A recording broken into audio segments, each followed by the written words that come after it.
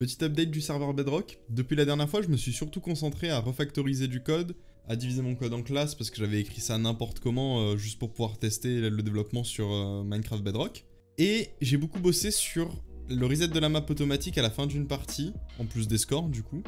Et on montre souvent quand on développe quelque chose qui marche, on montre pas souvent quand on développe des choses qui fonctionnent pas. Et du coup aujourd'hui je vais vous parler de choses qui ne marchent pas.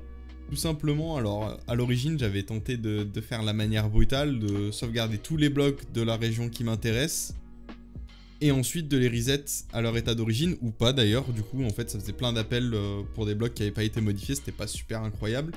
Mais de toute façon ça pouvait pas fonctionner parce qu'il y avait beaucoup trop de blocs modifiés pour le nombre d'appels qu'on peut faire à level 7 blocs en fait, tout simplement.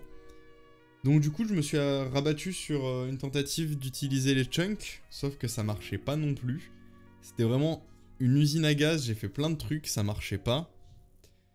Et là ma dernière trouvaille c'est d'utiliser un hook sur l'événement onBlock break des dimensions.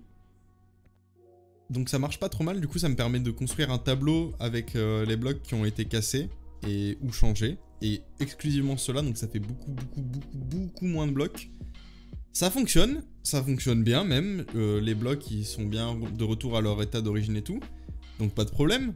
Mais en fait il y en a un peu gênant, à moins que je déconnecte tout le monde du serveur pour que ça puisse reload le chunk, et ben le chunk se met pas automatiquement à jour, et du coup en fait on voit les trous des blocs ou les blocs modifiés, et quand on se reco, le chunk retrouve son état d'origine.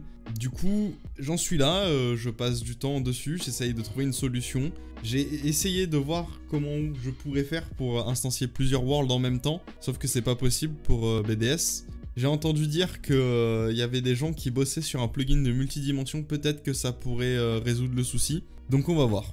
Voilà où on en est pour le moment. N'hésitez pas à rejoindre le Discord si ça vous intéresse et à soumettre vos idées, vos propositions. Peut-être même pour régler ce souci de région, peut-être que vous avez pensé à quelque chose auquel je n'ai pas pensé. Et je serais vraiment l'homme le plus heureux du monde si c'était le cas. Je vous remercie.